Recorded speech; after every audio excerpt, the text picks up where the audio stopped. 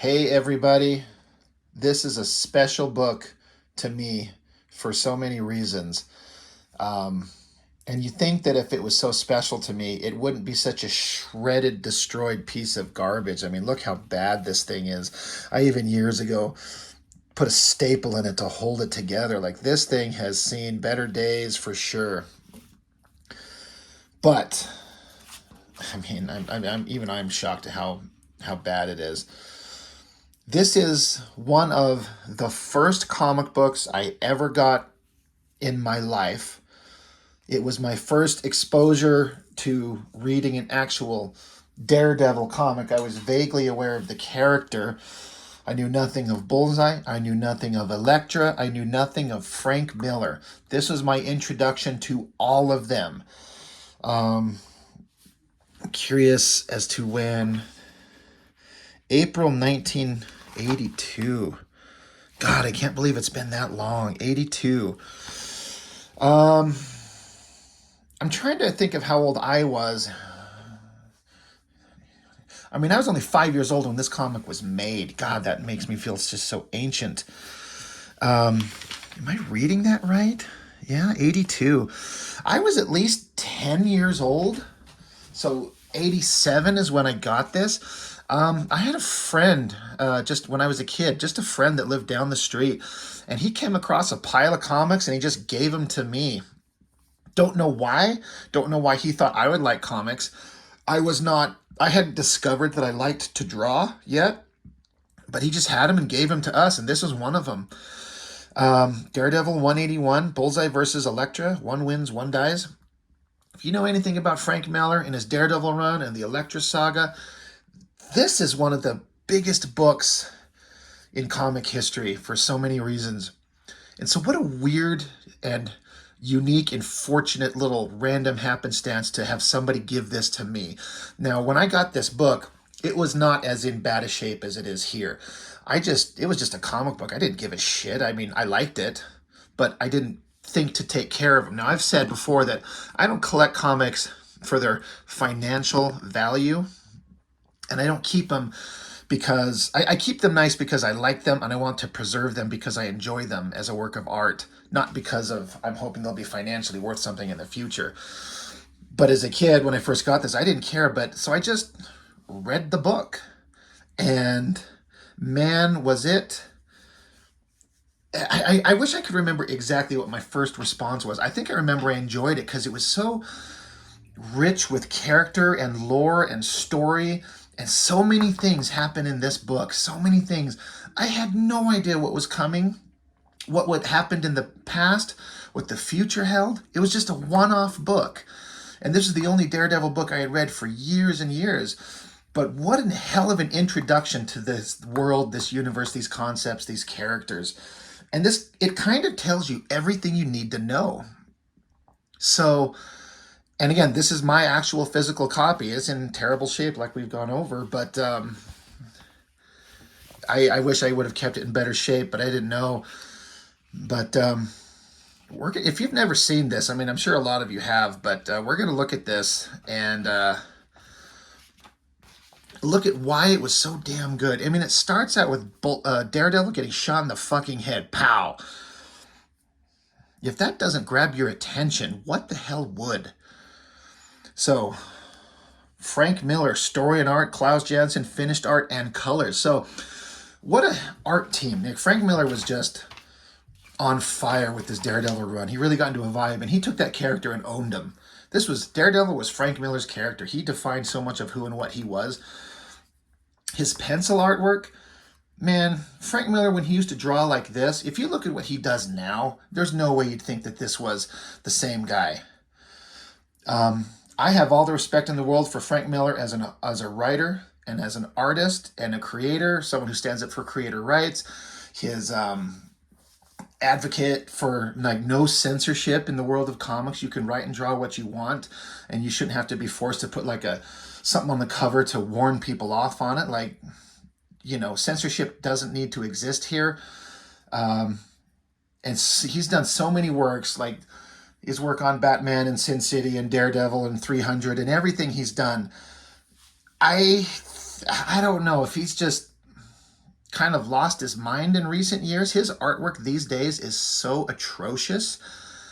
I appreciate a guy changing and experimenting, and I just very recently did a video on Dan Panosian talking about how he has progressed from being, he was one of the worst comic artists you've ever seen and grew to be the most amazing artist ever. It's like Frank Miller's done the same thing, but in the opposite direction. He was an amazing artist, and the shit that he does now is impossible to look at. But I think because his name and his legacy, people just look at it and go, oh yeah, he's trying something new. He's being experimental. He's ballsy. It's almost like he's daring you to fucking hate him, which I think is kind of the case. His artwork these days is, there's no way you look at this and go, this is the same guy. And if you look at the artistic ability that's shown in this book, Frank Miller's current stuff is just, it's impossible to look at.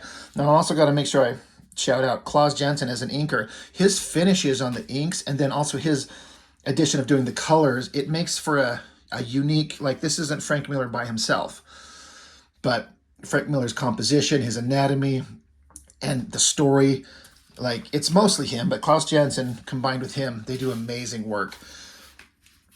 And again, I hadn't read comics that long when I first got this, so much of this was new.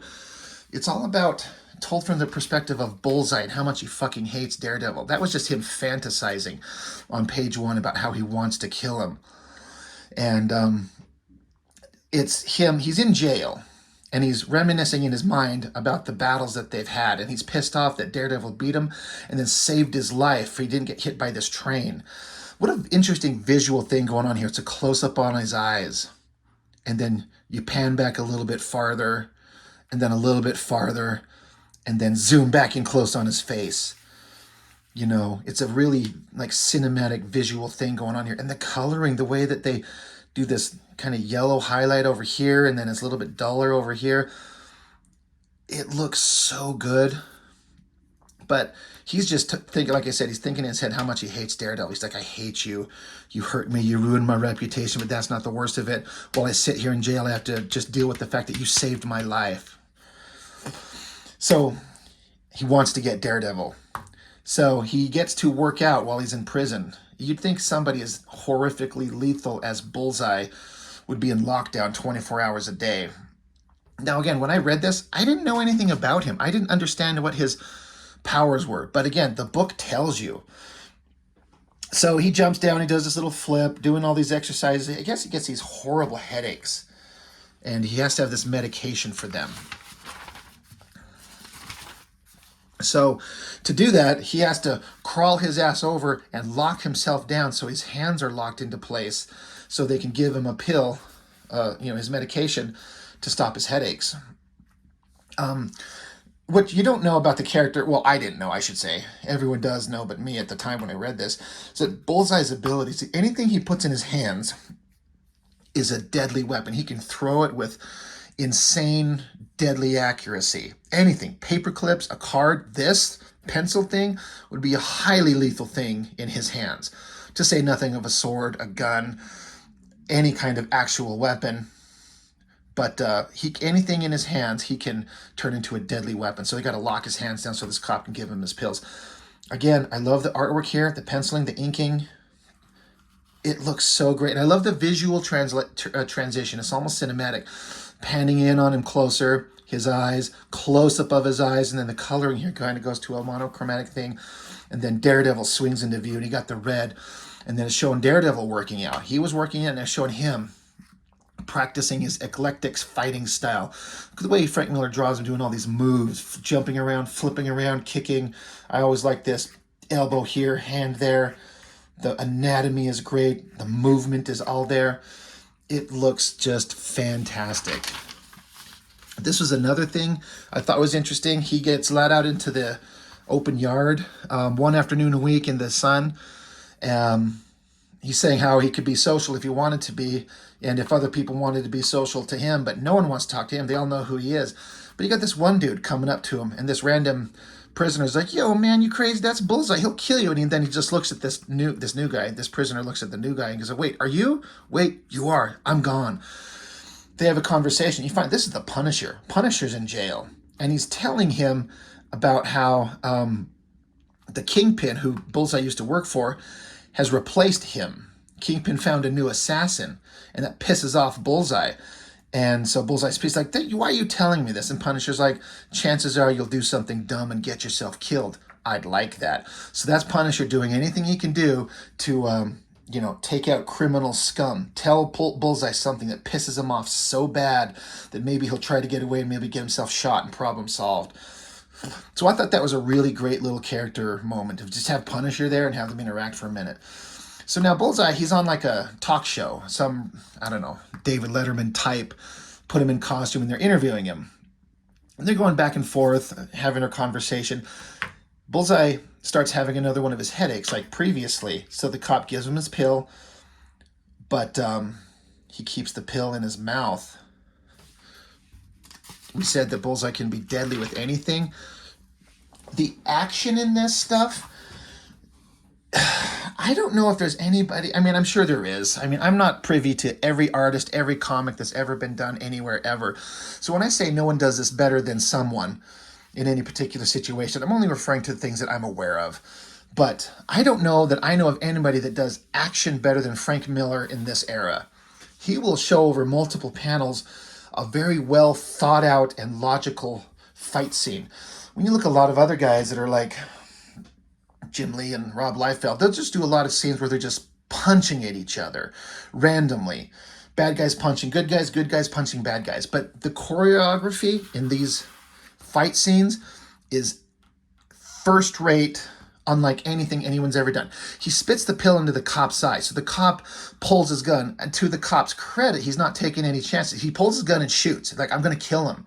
But intentional, because Bullseye, his hands are chained up, and he's also got, for whatever reason, like, he's got some kind of like thing around his waist. I guess, I don't know if his hands are chained together and then chained to his waist. It's not very clear here, but there's obviously some kind of big thing here. But anyway, the cop shoots, and Bullseye uses that to have the bullet break the chains on his wrist. So now his hands are free. Kicks the cop down to the ground, grabs his gun. So Bullseye here, he's flipping the microphone from the talk show host guy. 2 bullets. 1 bullet expended there. Boom, 1, because it's a 6-shooter. It's a revolver. So there's, only 6 shots. 1 there, bam, bam, takes out 2 cops here. And Bullseye only needs 1 shot. He doesn't need to empty a clip into you or whatever. Single shot, wraps the, single shot to kill the two other cops, wraps the microphone around the guy, got him in a headlock, shoots his legs free, boom. So that's 1, 2, 3, 4.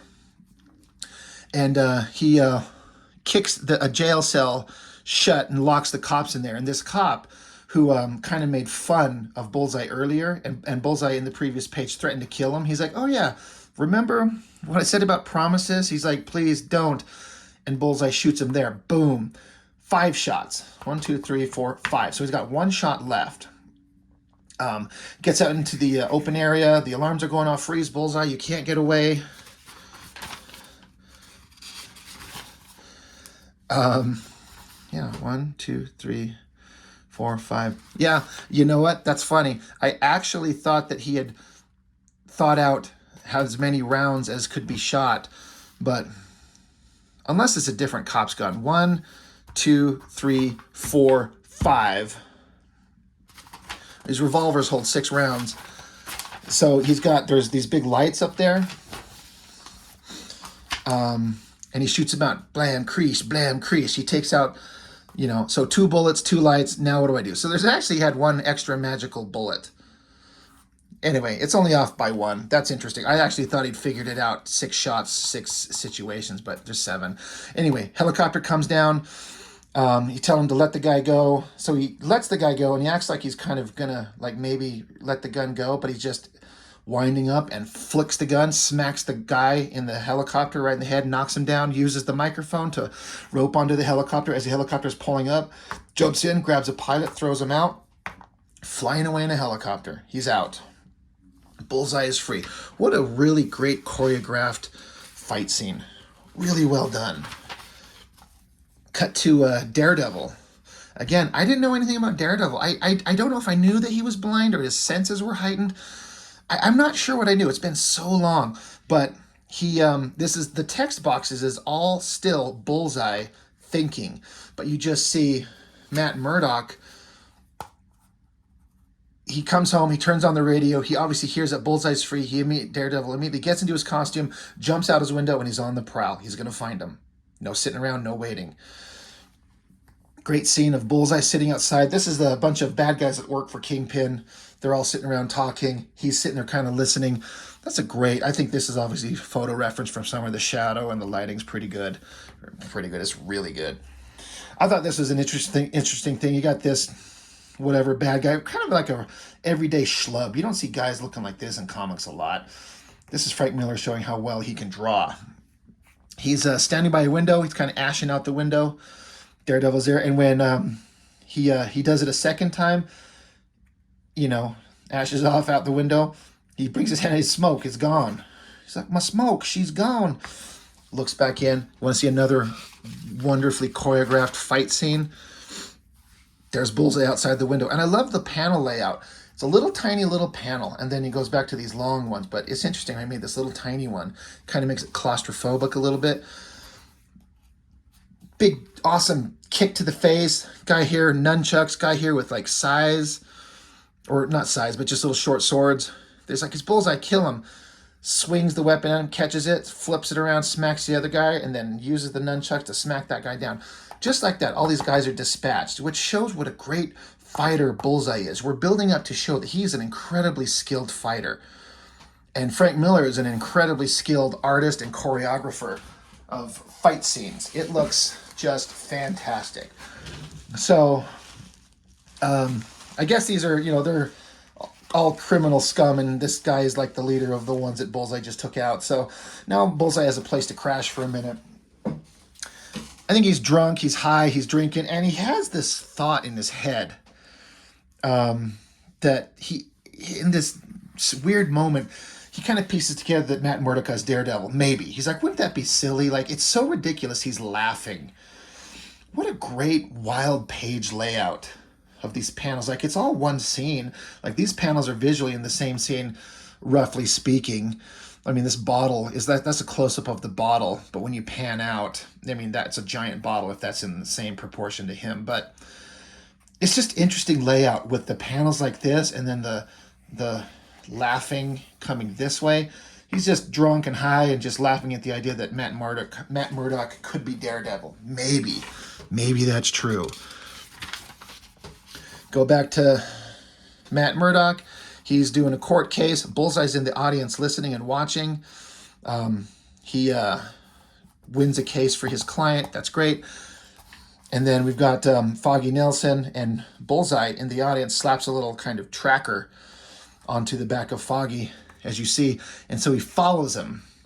He gets in a cab here, and Bullseye tells this cab driver, he's like, follow that car. And this guy's like, get lost, I'm off duty. And so you see Bullseye pull out the card and flicks it, cuts the guy's throat. Like we said, Bullseye's deadly with anything in his hands. And what a great way to show that. Gets in the car, follows Foggy Nelson, following up on his hunch. Again, now this is, I didn't know anything about the stories previous, so I didn't quite understand why. I didn't understand who Foggy Nelson was, except just a buddy of Matt Murdock. I didn't understand why suddenly there's this girl in the car. She's like, I didn't skip a page, did I? Oh yeah, Foggy's trying to tell the person driving the car that he got into. He's like, hey, you're driving awful fast. And then, again, we've already been introduced to Elektra, but this is my first time ever with the character, like ever. She's like, I've been hired to kill you, Mr. Nelson. And Bullseye in the background, he's like, it's her, it's got to be Elektra.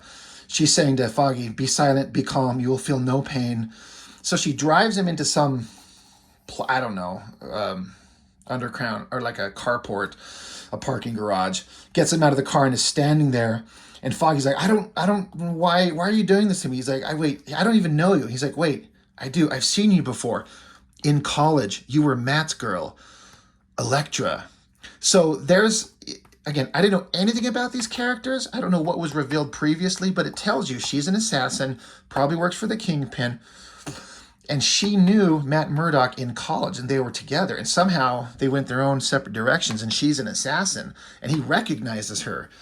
And he's like, I don't understand. Why are you doing this? And she just says, get out of here. She can't, she's not going to do it. She, she's recognized, and they were friends. So already I'm intrigued with a panel with like 1, 2, 3, 4, 5, 5 panels of this character. I'm interested in who the hell is this girl? What is her past? Why is she a badass? Is she a good guy? Is she a bad guy? I don't know. But if she works for the Kingpin and is an assassin, she must be a bad guy, right? But this is the assassin that Punisher was referring to pages ago, how Punisher was telling Bullseye that Kingpin found a new assassin, and it's her. So Bullseye, he doesn't have anything on his mind except like revenge and wants to show what a badass he is. So he's going to show up. Kingpin's former top assassin is going to take out his new one. So she told Foggy to get out of there. He runs off, and she's just kind of leaning up against the car. Again, just through simple visual storytelling, you can see that she's conflicted. She was going to kill him, but she can't. She can't bring herself to do it. So from a storytelling perspective, not knowing anything about these characters, you understand that she's got a little bit of a soul. She's not a heartless, murdering monster like Bullseye is. I love the way that Frank Miller also draws Bullseye's black costume when he's surrounded by blackness. All you see are like the white highlights of his silly costume design. So he's got his gun. He sees her. He thinks he's got the drop on her. This is easy, but you can see her eye. She's looking. She might have a heart and a soul, but she's Kingpin's #1 assassin. She's no pushover. She's nobody's fool. Again, let's talk about some of the most perfect choreographed comic book fighting you will ever see anywhere. She immediately does a backflip, kick to his head, catches Bullseye off guard. Kick to the hand, knocks the gun out of his hand, uses the butt of her Psy weapon, the Raphael weapon, to clock him in the head. Badass ninja kick as he dives out of the way, breaks the window, and then she immediately reverses with a kick to the spine, kicking him out of the way. So well done. This shit is not easy to do, and that is so well done. He dives out of the way and he's like, holy shit, she's good. Said that she's been trained as a ninja, probably will use the darkness, try to sneak up behind me. So she's obviously kind of disappeared. It's like she attacks him and then she vanishes. So he's like, all right. So he's watching. Again, he's surrounded in blackness, so only the highlights of his boots and gloves and this thing around his neck. You see the glint of her swords coming up behind him. He's no pushover either. He knows it, catches her with a kick to the face, a knee to the chin. It's starting to become brutal. I mean, this, kick the gun out of the hand, but then the boot to the butt of the weapon to the jaw, and then the kicks to the spine. But suddenly, I honestly don't know if I'm sure I had never seen before this, and I struggle to think any comic I've read where a man and a woman fight and it's this vicious, it's this brutal. I've read a lot of comics over the years, and so I'm trying to think. You have to be kind of careful and sensitive to what you're doing. If you can have a man beat the holy, ever-loving shit out of a woman in a really violent way, you got to have a specific point you're going for, whether you're trying to demonstrate domestic violence or just warriors on the battlefield. It's got to make sense, and it all works here. I remember reading this going, oh my god, because Elektra's clearly fucking incredibly badass, but so is Bullseye. Knee to the chin. I mean, that shit would hurt. She's pissed. She slices him. She's trying to kill him.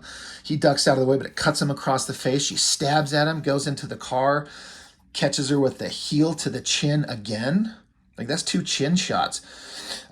She catches him with the foot to the face. She pulls off her sash from the top of her head and wraps it around his throat. This is a violent, like, brutal battle that's going on. It's so well done. He slams her head to the ground. Like, when you think about it, from a fighting a person and getting him out of commission, hard knee to the chin, hard foot to the chin, slams her head on the ground. Like, this will knock you silly. So he gets her down and he's like, you put up a pretty good fight. You're pretty good. And she's down on the ground, but he pulls out that card. But me, I'm magic. He tosses that card as she's coming, but she doesn't quite see it, get it. Card to the throat. And she's just lying on the ground, bleeding out. And so he gets up, he grabs her weapon. And now for my next trick. I gotta say, from like a cinematic point of view, I don't hate the Ben Affleck Daredevil movie. It's kind of fine for me. It's nowhere near as good as the Netflix Daredevil show, which was amazing. It got the character really right. But in that Affleck movie, they tried to put so much shit into it. You got Daredevil, you got Kingpin, you got Bullseye, you got Elektra, and they're trying to show all their story, including this scene in that movie. And it carries 1% of the weight and drama in that movie that it actually does here. If they would have introduced the character and had them grow over a movie or 2 or 3 and have it end, do a trilogy and have that movie end with this. Build up the character, make us be interested in her, make us feel the pain of this battle between these two. In that movie, it was done kind of okay. Jennifer Garner's a great action star, and I think she acts pretty well, but she wasn't really Elektra. I mean, the character was not the same. And this scene here and what's coming, they wasted one of the best, most dramatic and horrific moments in comics in that movie.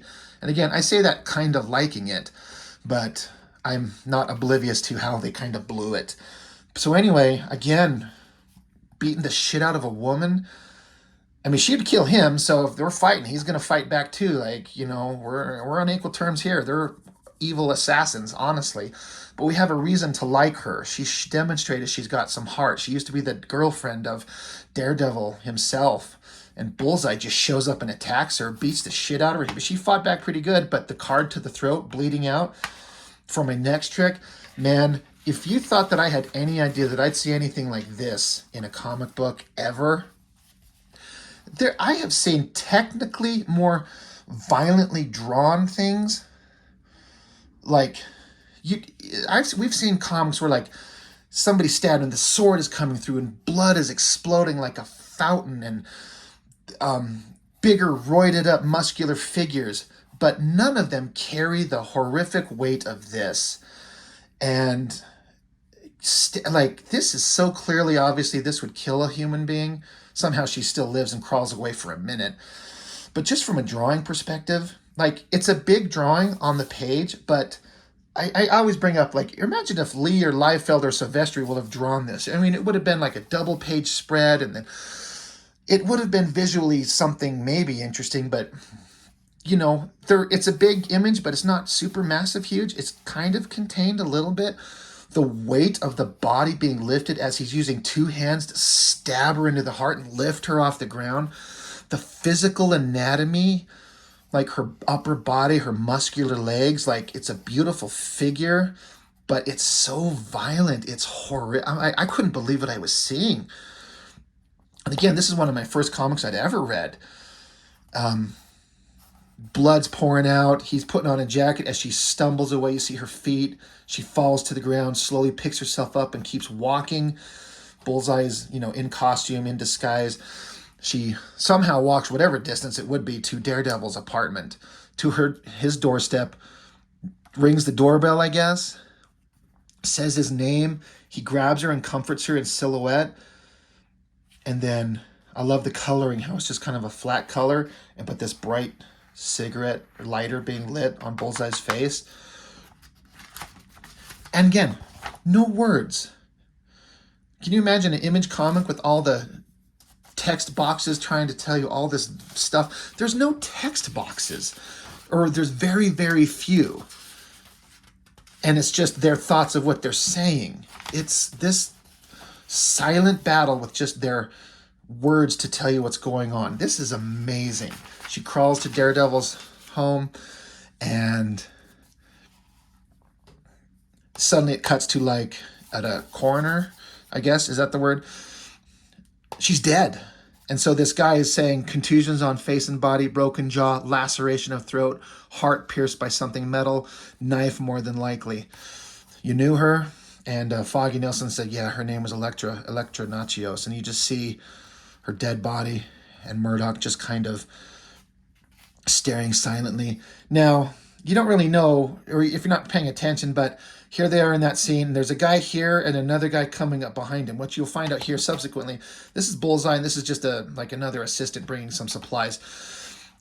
So this Bullseye guy, this is Bullseye. One of them is Bullseye. Anyway, somebody taps him on his shoulder. He's like, hey, I haven't seen you here before. He's like, I'm new. I got McCraffy's old job. So Bullseye has to speak.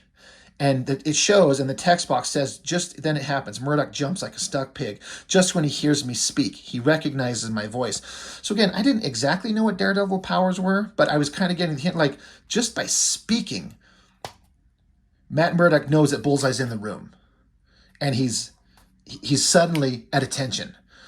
But he's got to keep it a secret.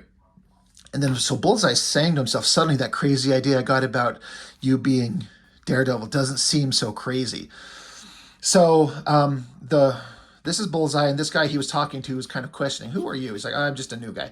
He's leaving, taking a table, and you see Bullseye here reaching for something on the table. So again, Bullseye's text to himself, the inner monologue saying, Murdoch turns his back to the stiff, tries to pretend he doesn't know I'm here. Maybe I'm wrong. Maybe he just heard my voice on TV and he's scared of me like everyone else. Maybe. No harm in finding out. So Bullseye's got a scalpel, and we know how deadly he is with anything in his hands. He flings the scalpel, and Daredevil, Matt Murdoch, just silently, without moving or alerting the two, he just takes his nightstick, because he's blind, flips it up, blocks the knife, catches it.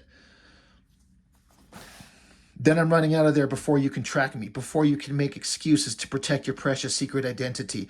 Got news for you, Matty boy. It's blown. That is Bullseye confirming. He knows that Matt Murdoch is Daredevil. What a beautiful, amazing way to demonstrate silently the conflict between the two. Matt Murdoch knows that Bullseye's there. He's aware of it. He's fully on board, but he's keeping it a secret. He's keeping his cool. He flings a knife at him if Matt Murdoch wasn't Daredevil, scalpel into his head and he's dead. But he flips that up, boom, blocks it. That was so fucking good. The subtleness, the smarts that is in the story that's written here. This is amazing. This is so well done. I didn't know when I was reading this what a work of genius I was reading. And it informed comics that I would read in the future, especially once a bunch of that crap from Image Comics got started, when you're like, man, where's the thoughtfulness and brains put into comics like some of the shit I've read before, like Frank Miller's Daredevil. Holy shit, this is good. So you get Bullseye, he's talking to Kingpin, and he's basically told him. And Kingpin doesn't believe it for no goddamn second. He's like, come on, this is stupid. How can my only opponent be blind? And so Bullseye's trying to convince him of, like, look, there's all these excuses, there's all these things, there's all these reasons. And Kingpin's like, you can stop. He's like, wait, but there's more. He's like, this is the most preposterous story I've ever heard, and a pathetic ploy on your part to convince me to reinstate you as my chief assassin. Bring me Daredevil's body, we'll do business. He's like, I don't believe you, but just go get him, bring him to me and show me, and you're in my employ again. It's that simple. Kingpin doesn't buy it. Stupid. But hey, go prove it to me. Bullseye, oh God, he's got a giant villain boner to do that. So he's like, hey, I was going to do that anyway. It's midnight when I hit your, he goes after Daredevil's apartment. Dark, coloring to show it's nighttime. He's sneaking into the window. He's got his gun out. It's quiet. Again, no more text boxes. You just silently seeing what's going on. Now you hear in the distance, it's Matt Murdoch talking. He's like going over like legal shit. So he's like, okay, he's talking. I can follow him. There he is sitting in the corner. He points his gun at him, and he's going to take him out. But then there's this red hand on his shoulder. No. There's Daredevil. Clocks him. You know what's funny, as randomly as far as, again, we're going to get into more amazingly choreographed fighting. Some of the best you've probably ever seen between two characters. For years and years, when I saw this image, I thought that this impact that Bullseye was getting here was from this hand, this open hand, chopping, hitting him there. But it's supposed to be his fist back here. He does a big right-handed backswing to his fist. But forever I thought it was his open hand chopping him in the face. And I think, honestly, each way works. That's a random thing. But what you see in the text box is that we see visually that this is like a dummy, and there's a recorder that he had recorded his own voice as like a distraction, a decoy. Bullseye saying in the text boxes, he doesn't understand that that's a decoy. He thinks that was Murdoch and Daredevil is behind him, so he was wrong. Murdoch and Daredevil are not the same guy. So Daredevil's ploy 100% worked, which again lets me understand how fucking smart and what a badass Daredevil is. Because we see that it's a joke or a decoy, but Bullseye, he fell for it. Murdoch's actually there and Daredevil's somebody else. He's like, fine, you're not him. Something like a dummy. I fell for it. So you aren't Murdoch. I'll still get you. So he smacks him. They tumble down the stairs. What a great fight scene where in a single panel, like 3 different things are happening. He's jumping to get out of the way. He throws something at Daredevil and Daredevil blocks it, smacks it out of the way. Dives out of a window, smashes the glass. He's got, they're on a roof of another building now. Bullseye's here, Daredevil coming up quickly behind him. The size, the weapons that Elektra had. This is what he's saying. He says, Bullseye saying, I got a surprise for you. Of course, it would mean more if you were Murdoch, then I'd be using your old lady's weapons against your billy club. So he's got Elektra's weapons, and he wanted to use them against Daredevil to kill him with his ex-girlfriend's own weapons. And of course, Daredevil uses a billy club. You want to talk about great choreography? He pulls out a weapon, throws it, his billy club, and then does a tuck and roll and kick. So he catches him in the face and kicks him into the face. I always thought that visual scene was so goddamn interesting. It's so good.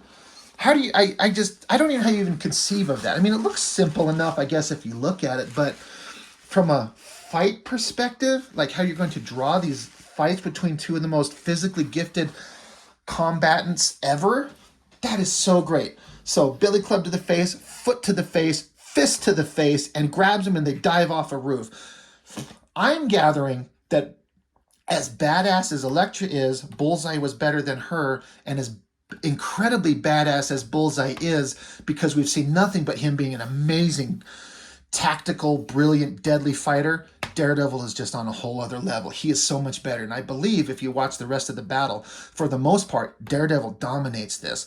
It also makes sense because Daredevil is fucking enraged because Elektra is dead. He's going to take him out and end this once and for all. This isn't going to be like a Spider-Man thing or a Captain America thing where I'm going to take you to jail where you belong. Like, Daredevil's going to probably fucking kill this guy, right?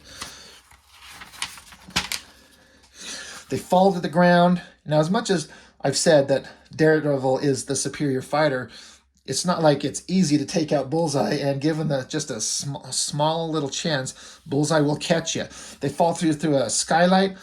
You see Daredevil, he's stuck in the side with one of the weapons. So he pulls the weapon out, punches at Bullseye. Bullseye ducks under it, kicks him in his spine, crashes him through the glass of that. And Daredevil, it took me a while, I remember reading this back in the day, to understand that they fell through a skylight, they're in some kind of room, and then he kicks him out through some glass, and this is Bullseye looking out through the glass, down at the ground to some train tracks, which you see here, because then Bullseye jumps out and he's jumping down onto these train tracks. But that kind of threw me off at first for a long time.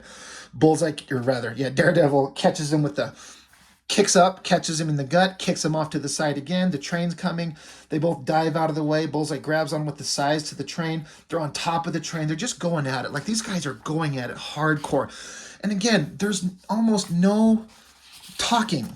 They're not speaking to each other. And there's no text boxes going on and on and on besides just the thoughts that you need to know, and the fight goes on. The greatest fight choreography you've ever seen. going at each other. They're on the train, and I guess they roll and dive off because the train is up high somewhere. They dive off. They're above the ground. There's like a clothesline or a power line. I'm not sure which it is. It's irrelevant. It could be either. Probably a power line. And they both grab onto it. You can see one of the weapons, one of the size falls. That's Bullseye. He's got his hand on it. They both grab onto the line. They both get up there, and they're both balancing on it.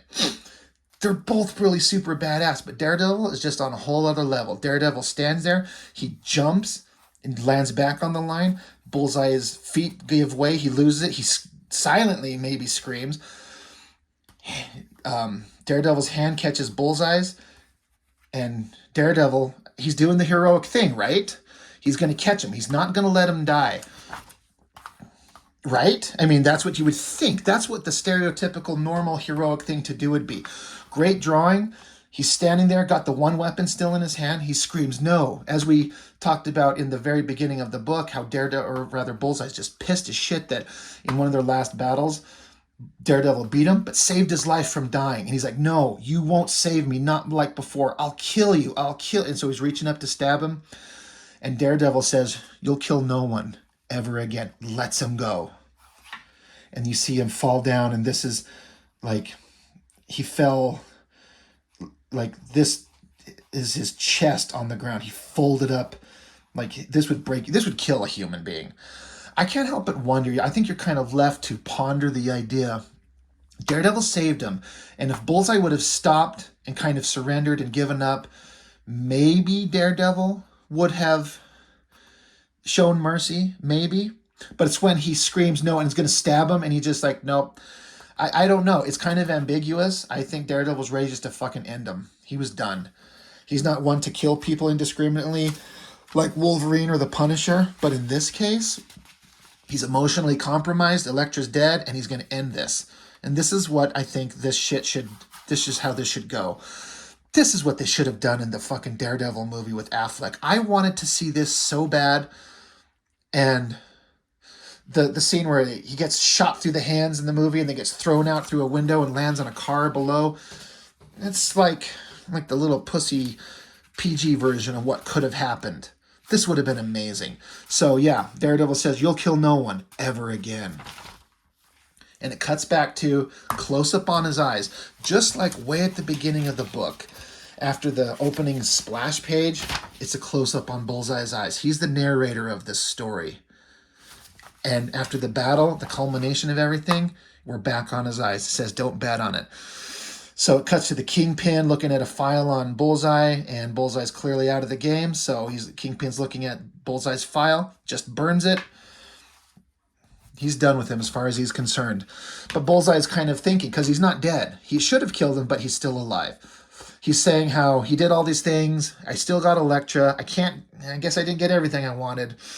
But he knows that he did a lot of damage. And there's Matt Murdock looking at Elektra's grave, silent. And again, I didn't get to know. You don't get to know much about Matt Murdock on Daredevil himself from his own words or exposition from or about Daredevil too much, beyond what the villain is saying about him. So this made Daredevil to me an incredibly interesting character. Who is this guy? He's so good. He's so interesting. I'm so invested suddenly in who this guy is.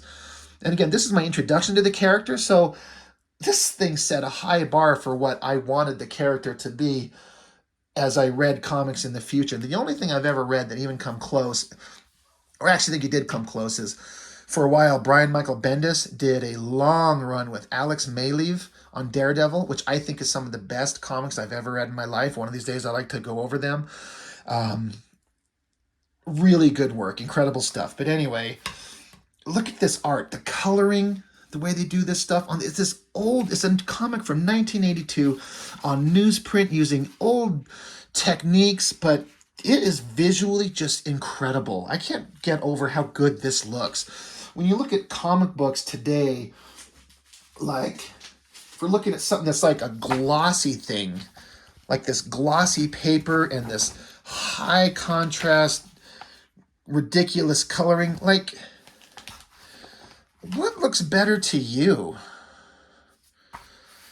this is cleaner, glossier, shinier paper and brighter, vibrant colors, but this isn't fair to set a Liefeld comic next to a Frank Miller Daredevil. But he's there's room for everything, but God, there's something about old comics on newsprint when they were really trying to do some interesting stuff, when the creators are hyper invested in what they're doing. So good. So, sadness for Daredevil. He lost Elektra, and this was great because, again, we're back with the eyes on Bullseye. That's the kind of the running theme. He's talking about how he's like, you just got lucky. I'll get you. I know you're Daredevil. Daredevil, I'll catch you. He says, my spine is shattered. I can't feel my arms or legs. I can't even talk. But man, I can hate you. I hate you more than ever, and that'll be enough. No matter how many months and years it's going to take, I'm going to put myself back together, and then I'll come for you again. Just wait. And that's how it ends. Man, what a great... This is so good. I can't even begin to explain to you how do you conceive of writing a book like this? This is it's a double-sized issue. The pages aren't lettered, or rather numbered. 40-something pages, I'd guess. With all the videos I've done about 100 videos in the 2 months I've been doing videos for YouTube here. And I've said this before, I'm going to say it every time I think of it. I'm having so much fun doing this. I've looked over so many books, some of which I thought were great, some of which I thought were some of the best versions of someone I've ever seen, some that I think are the worst versions of someone I've ever seen. But there's only one book that I think I believe is an absolutely perfect comic book, and that was the first issue of Superman for All Seasons by Jeff Loeb and Tim Sale. I said in that video, that is, in my opinion, an example of a perfect comic book. Everything about it, the art, the story, the coloring, everything. That is this. This is an absolutely flawlessly executed book with creators, writers, artists at the top of their craft, just upstaging everyone who comes before or after it. Now, again, that's just my opinion. That's just my thoughts on it. I can't believe how anybody could read this. And even if you don't like Frank Miller, eliminate your opinion of the man and just read the story. If you like Rob Liefeld as an artist, look at Frank Miller's art in this objectively and just tell me you don't at least kind of like it. And if you look at this and you don't like it, you and I are different. We got different values, but it is flawless. It is absolutely the most well-written thing, perfectly drawn, outstanding piece of work. It is beautiful and it is perfect. And I'm just repeating myself, and I guess I should just wrap this up and shut the fuck up. So, have you read this? Have you seen this? What were your thoughts on this? This is such a great story. I wish that they would have done this in the Daredevil movie and spread it out.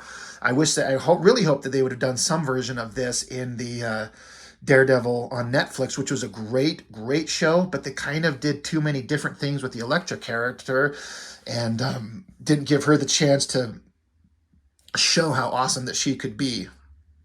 But what a hell of a first exposure to so many things. First exposure to Miller, to Klaus Janson, to Bullseye, Elektra, and Daredevil. That was me back in the day when I was 10 or 11, whenever I got this. And it stayed with me forever, and I'm kind of bummed out this is in such shit shape. Makes me want to go out and find another good copy of it. But anyway, I guess that's all I've got. We've gone on long enough. We're at 48 minutes. I'm approaching my longest video ever, but I'm not mad about it because what a great book. And this is another thing. Special double-sized issue. Back in the day, $1. $1 for this. This thing would cost $7.95 today. So, have you read this? Did you see this? What are your thoughts on this? What is your opinion on this story, this issue specifically? If you've never seen this before, now that we've gone through it, if you've, slogged through my whole video here, what do you think about this? Like I've said, clearly one of my most favorite things I've ever looked at, and I'm glad I finally got the chance. I was sitting here looking at, I've got so many things to look at, so many variations of different things I want to look at. I'm like, you know what? It's time to do this one. Time to get this one out of the way. So, that's all I have for now.